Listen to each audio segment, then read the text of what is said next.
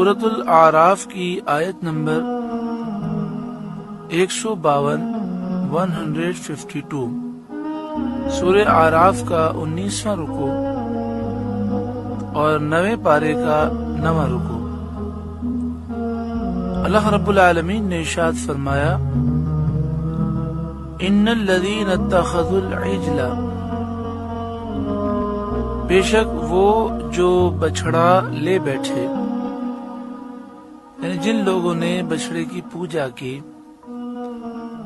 سینالہم غضب من ربہم وذلۃ فی الحیاۃ الدنیا،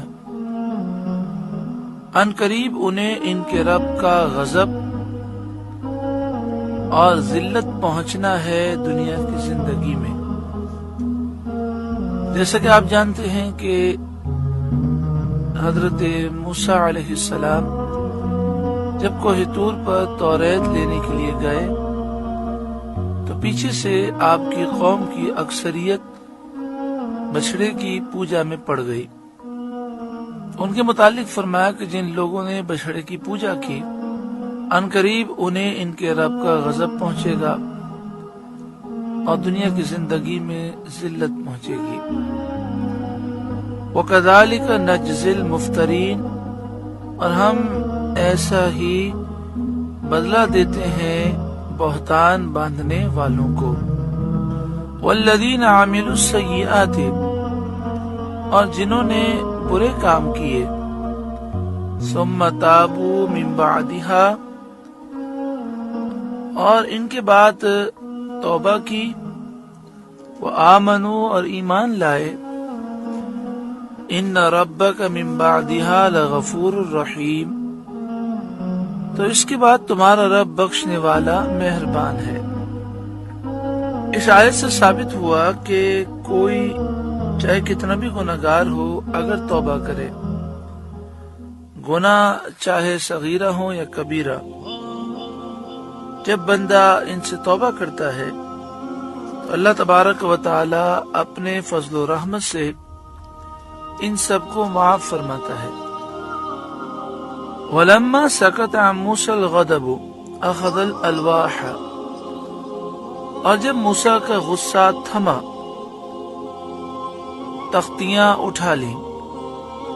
موسیٰ علیہ السلام نے جب قوم کو پوجا کرتے ہوئے دیکھا تو آپ سخت جلال میں آئے۔